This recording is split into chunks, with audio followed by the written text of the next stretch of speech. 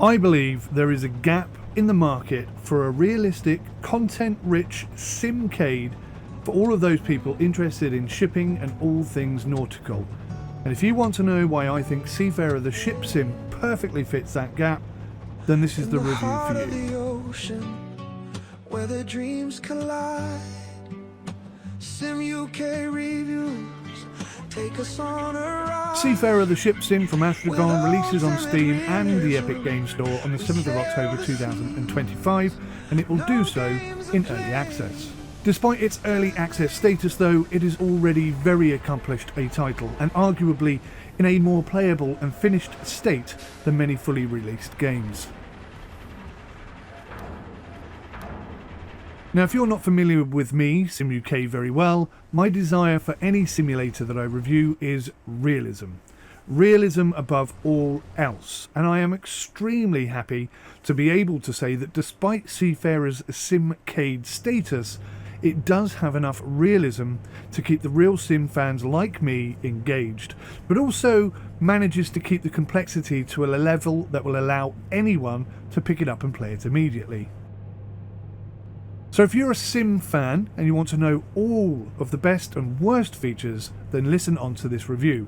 If you're more of a casual player and you just want a yay or nay kind of review, then I wholeheartedly recommend Seafarer to anyone with an interest in shipping. That is, if your PC is powerful enough to play it. So do me a favour, hit that like button, and let's get stuck into this review. Seafarer the ship sim aims to provide a realistic setting for players to enjoy numerous areas of the shipping industry, from harbour patrols, shipping containers and firefighting duties. Seafarer is a simcade title, which basically means it's a simplified simulator. It's realistic, but not realistic to the point where you need to have extensive knowledge of the sea in order to operate safely. In time, as part of the early access development, Seafarer appears to be looking to offer players a career mode leading towards owning your own company in one of three specific areas: harbour patrol, shipping and firefighting. As great as this sounds, I do have some severe reservations about the way in which the career has been implemented thus far. And, as such, I will be making an additional video with my recommendations on how to make this already very great game 10 times better. So please, do keep an eye out for that, as I would love to hear your thoughts on my suggestions. Right now, it is a single player only experience, but multiplayer is definitely on the cards because it says so on the main menu. I don't yet know how multiplayer will be implemented, but I would like to think it will include the following features: the option for us each to own a company and sail our own vessels with AI crew. I'd also like the ability to join another person's company and sail with them on their ship whilst earning a wage. And, of course, we'd like to be able to both be working together for an NPC's company, earning a wage from them, either on the same ship or two independent ships. That would be wonderful, but we'll just have to wait and see what unfolds. Sadly, I wish I did, but I don't have a price for you, so I will estimate about £30 to £35, and in my humble opinion, that would be money well spent. The game is set on a fictitious map, which is pretty large and based on European geography. There are quite a lot of ports, small harbours and places of interest for you to discover and visit. Each harbour provides new and various specialist jobs, and between each of these ports the AI shipping is constantly on the move. There is a night and day cycle, and the weather system is dynamic, as are the waves. It's all powered by Nvidia's WaveWorks 2.0. Now, the boat physics are quite basic at the moment, good enough to be used and enjoyed to a point, but certainly not good enough to tick the box of any sim fan. We are a long way from that. Right now, boats cannot even sink. It is therefore very beginner friendly, with a touch of simulation thrown in, and it's my humble desire to improve the game by increasing the levels of available realism throughout, perhaps having an additional simulation mode, something which already partially appears to be implemented but certainly needs expanding. In real world terms, This is more CAD than sim, but even so there is enough here to be enjoyable for both sets of players. However, there are some serious concerns around fuel usage, AI crew, and the economy/career system that currently exists. Far too much to talk about in this review, but please look out for my other video where I will explain all of that in great detail.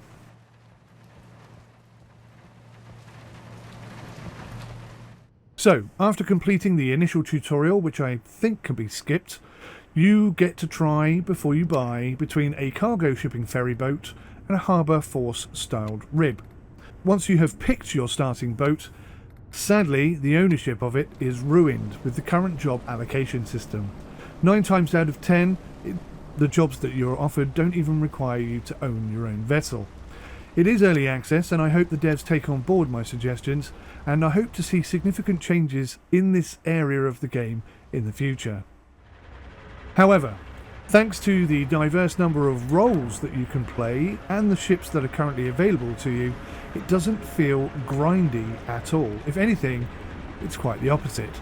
I would say the pricing and pay structure at the moment makes it way too easy to buy huge ships, basically for the price of a single job, which might only take you 2 minutes to complete. This would potentially destroy the motivation that's there to keep going and keep leveling up and eventually being able to buy more ships and presumably eventually running your own company to some degree. Once again, there's a lot to discuss here, and I hope my suggestions are going to be considered.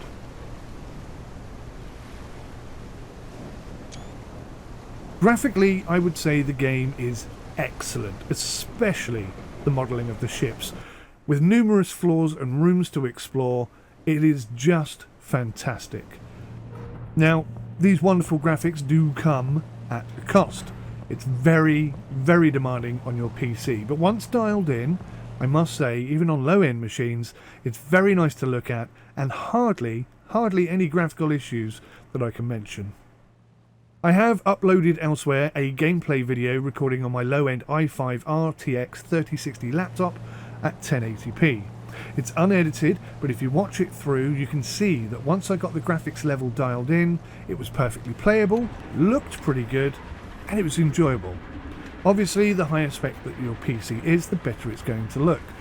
Most of my gameplay footage is on my RTX 4070 Ti. Now, even with that, I only managed just over 30 frames per second at 4K on high settings. I couldn't play on Epic.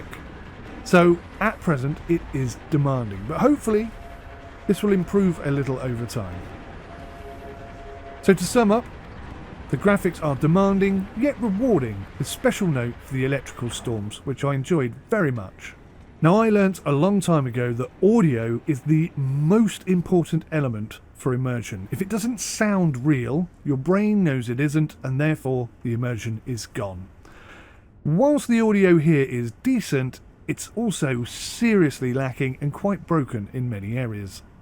Audio occlusion appears not to be implemented at all. An example of this is I can hear my drunken crew member talking to me over the noise from the engines when I'm 3 floors down. Radio chatter appears to be broken, and if it appears that I'm sailing with AI for any period of time, my audio seems to break repeatedly. Now, I'm not sure yet if that's been picked up on the video, but it's a horrendous mix-match, broken clatter of noise that doesn't go for a long time unless you can override it with another audio sound. It's quite a big problem. It's great to have you on board. It just wouldn't be the same without you. We have radio comms in the game, which is great, but they also need to be drastically improved, as do the NPC's dialogue. I'd love to have some useful information coming out of their mouths, like we've hit or reached a waypoint, or fuel is getting low. Things like this would be much better than, well, this. Hello. Hello. Hello. Hello. Reporting for duty. Have you been drinking? Ahoy. Hello. Hello. Hello. Hello. Captain? Yes, Captain? that's correct. Captain? Yes. Captain? This is what we've ascertained, yes. Hello. Hello. Ahoy. Ahoy there. Ahoy. All right. Ahoy. Okay, I don't think he's going to say anything else. All right, shut up, dude. So as I mentioned, the requirements on your PC are going to be quite high. I'm going to read out the PC requirements and I'll put them on screen for you. NVIDIA GeForce GTX 1060 6GB or AMD Radeon RX 580 8GB, Intel Core i3 12100F 3.3 GHz or AMD Ryzen's 3 3100 at 3.6 GHz. 16 gig of RAM, 64-bit Windows 10 minimum, DirectX 12 minimum, and that is the minimum requirements. The recommended is an NVIDIA GeForce RTX 4070 12GB, which is interesting because I have a 4070 Ti and I couldn't play on Epic, or AMD Radeon RX 7950 at 16GB, and AMD Ryzen 9 7900 12-core or Intel equivalent, 64GB of RAM, 64-bit Windows 11, and again DirectX version 12. Now it's fair to mention that on the RTX 4070 I am playing it 4K and I'm recording 4K at 60 frames per second. So there are additional reasons why my performance perhaps didn't quite give me the best results.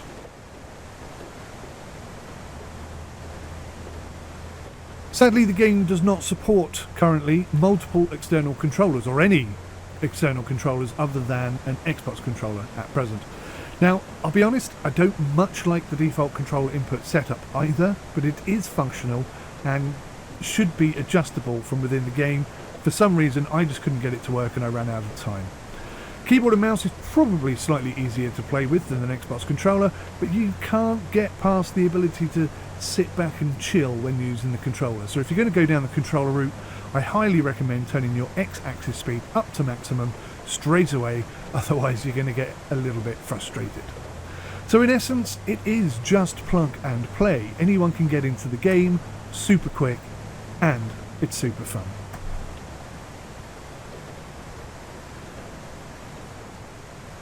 Now, as mentioned, I do have another video with extensive information about the pros and cons of the game in its current state, but here for this review I'm just going to limit it to 3 positives and 3 cons. These are the things that I think are most important that you need to know before you purchase this game. So pros, the ship modelling is sublime and it could potentially improve further.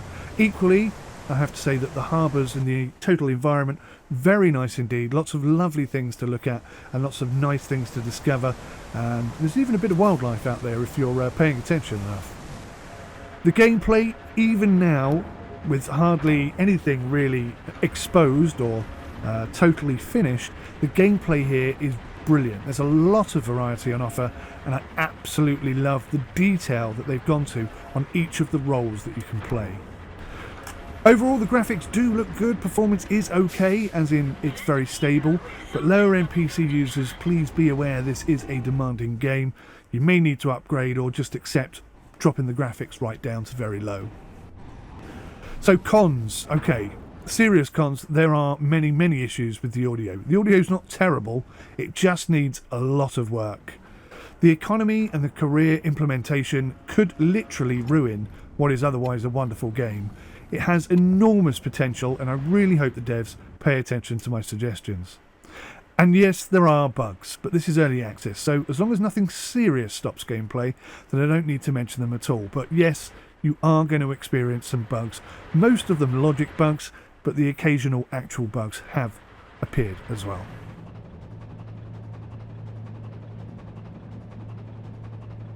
So, to finish this review, I suppose, I 100% do recommend Seafarer to you. It's an excellent game already. I just hope the devs consider my suggestions and make it 10 times the game it already is. This game's for everyone, but with the career in its current state, sim fans might soon feel frustrated and arcade players will likely complete everything that's on offer at the moment in just a matter of hours, not days. So hopefully there'll be some changes there. I give the game 6 out of 10 for realism, 8 out of 10 for graphics, 4 out of 10 for audio, 8 out of 10 for gameplay, 7 out of 10 for performance and stability. Overall, I think that's 33 out of 50. And the potential is 10 out of 10. This game could be 10 times better, as I may have mentioned before, than it currently is. Please, if you've enjoyed this review, consider leaving me a comment, slapping that like button, and subscribe for more. Thanks for watching. Take care. Bye for now. In the heart of the ocean, where the dreams collide, UK reviews take us on a ride. With ultimate realism, we sail the seas. No games are played, just nature's breeze. Educating sailors through every wave. Windshield lifting is the life we crave. Feel the pull of the tide, so true and real. In this nautical dance, let the waters heal.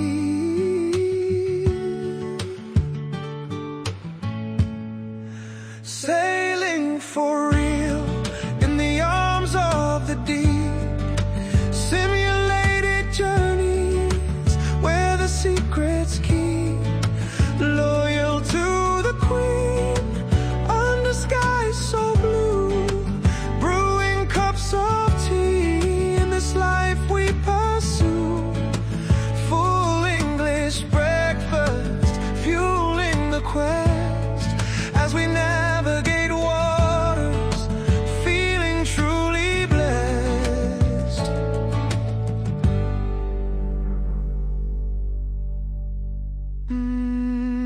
With each crash of the wave, we embrace the thrill. Simulating reality, it gives us a chill. True wind in our sails, we ride the swell. Like the stories of sailors we know so well. Educate and simulate, living fearlessly. The spirit of England flows within you and me. Raise the anchor high, let our journey begin. In this soulful escape, the adventure we win. Sailing for real in the arms of the deep. Simulated journeys where the secrets keep. Loyal to the queen under skies so blue. Brewing cups of tea in this life we pursue. Full English breakfast fueling the quest as we navigate waters, feeling truly blessed.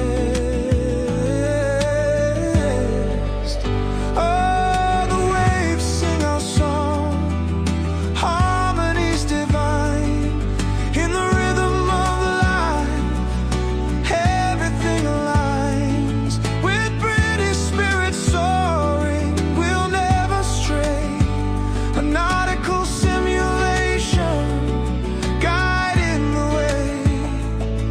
Feel the heat of the sun, let the stars be our guide. In the embrace of the ocean, with nothing to hide.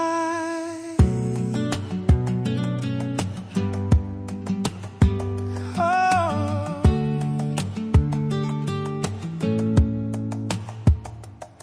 Sim UK reviews, painting skies so bold.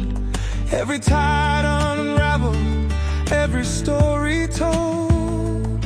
From the cliffs of Dover to the shores of Bright, our passion ignites like the morning light.